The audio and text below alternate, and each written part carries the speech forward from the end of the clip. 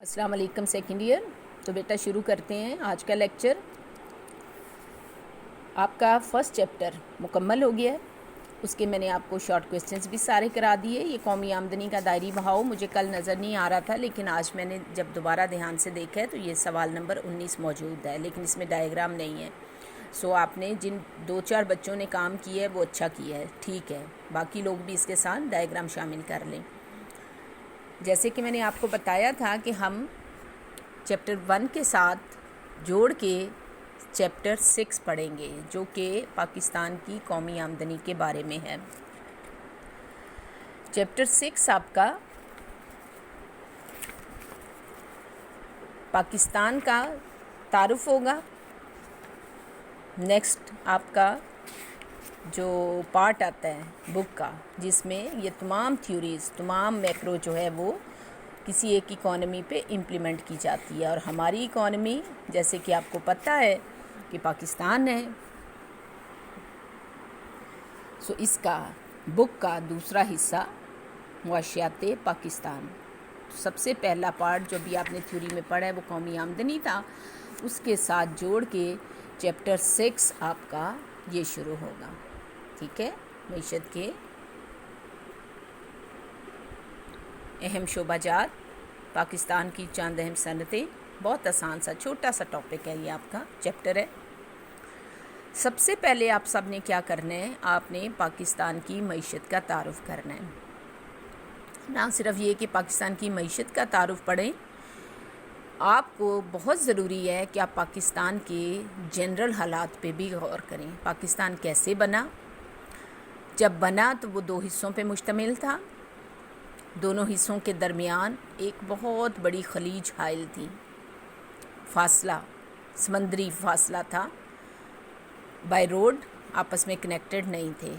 बहुत सारी वजूहात, ये लाजमी पढ़ें, ज़रूर पढ़ें। आज के बच्चे के लिए हर सूरत बाकी सब छोड़ के ये चीज़ें पढ़ना बहुत ज़रूरी है। आप सब भूल चुके हैं कि पाकिस्तान कैसे बना था और आज जो उसकी सूरत हाल है उसके पीछे कौन कौन सी वजूहात हैं।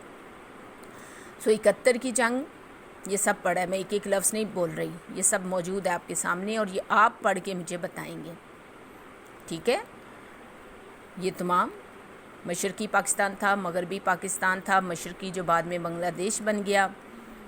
जब पाकिस्तान बना तो उसका रकबा कितना था, उसके पास कौन कौन से इलाके आ रहे थे, वो इलाके किस तरह के थे। बहुत खूबसूरत, बहुत ज़रहेज़, बहुत ही मादनियात कह लें, दुनिया की दौलत से माला माल। अब इतने साल गुज़रने के बाद क्या तब्दीलियाँ आईं? अभी तक पाकिस्तान वहीं का वहीं कह लें, बहुत आगे तो आया है, लग तो रहा है कि हम तरक्की कर रहे हैं। कौमी आमदनी के पॉइंट ऑफ व्यू से देखो, बाकी तमाम चीज़ों में भी देखो, लेकिन जो एक लफ्ज़ में कहा जाएगा कि पाकिस्तान ने तरक्की कर ली है, वो नहीं हो सका। उसकी क्या वजूहात हैं, उसका ये एक पॉइंट सामने नज़र आ रहा है आपको। सियासी अदम इस्तेहकाम, बार बार मार्शल लॉ, बार बार हुकूमतों का टूटना। जब कोई हुकूमत एक दफ़ा बन जाती है तो वो उसके अपने प्लान्स, अपने प्रोग्राम्स होते हैं, उनके मुताबिक वो जो ही चलना शुरू होती है तो मुद्दत भी पूरी नहीं होती और वो टूट जाती है। तो ये तमाम मसाइल जो नज़र आ रहे हैं ये कभी हल नहीं हुए। हर दफ़ा इन पे मंसूबे बने, हर दफ़ा इनके प्रोग्राम तय हुए, हर दफ़ा इन पर बातचीत हुई, लेकिन मसाइल हमारे वहीं के वहीं। ये पूरा आपने ख़ुद से पढ़ के ये बताना है कि पाकिस्तान जब बना तो उसके माशी हालात क्या थे और अब वो माशी हालात क्या हैं। ये आपके पास चंद पॉइंट्स हैं जो कि बता रहे हैं 19 और 20 का इक़्तिसादी जायज़ा है, जिसके मुताबिक कि पाकिस्तान के क्या हैं इस पूरे टाइम में। शरह नमू कितनी, मतलब जीडीपी किस रफ्तार से बढ़ रही है, जीडीपी किस रफ्तार से, शरह नमू मतलब ग्रोथ रेट 0.38, जबकि पिछले साल। और रीज़न क्या लिखी हुई है ये देखो, कोरोना वायरस। पाकिस्तान की बदकिस्मती है कि इसको हर 5 साल के बाद, हर 3 साल के बाद, हर साल के बाद कोई ना कोई लॉजिक, कोई ना कोई वजह मिल जाती है तरक्की ना करने की। तो अभी भी ये वजह हमें मिल गई। جو کہ 3.3 سے 0.38 ہو گیا. زرعی شعبہ کی پیداوار یہ لکھی ہوئی ہیں. ٹھیک ہے. اب یہ چیزیں آپ نے رٹا لگانی ہے، یاد کرنی ہے، بائی ہارٹ ان کو یاد کرنا ہے. یہ آپ کو پوائنٹس بنیں گے. یہ فگرز نظر آ رہے ہیں آپ کو؟ یہ فگرز آپ نے جن کی پرانی کتابیں ہیں وہ اپنی کتابوں میں یہ فگر لکھ لیں گے. خام ملکی پیداوار میں پیداواری شعبہ مطلب اشیاء کا شعبہ. جی ڈی پی کے 2 حصے اگلے پیجز میں آ جائے گا. ایک اشیاء کا ہے اور ایک خدمات کا ہے. یہ اشیاء کا حصہ ہے اور یہ خدمات کا حصہ ہے. آپ دیکھو کہ اشیاء کا حصہ جس کو زیادہ ہونا چاہیے وہ کم ہے اور خدمات کا زیادہ ہے.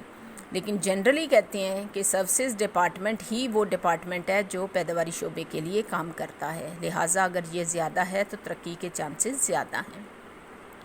آبادی اتنی ہے. آبادی کس ریٹ سے بڑھ رہی ہے؟ وہ 1.94 ہے. یہ کبھی 3 ہوا کرتا تھا. بہت منصوبے بنانے کے بعد، بہت محنت کے بعد یہ آہستہ آہستہ نیچے ریٹ آ گیا.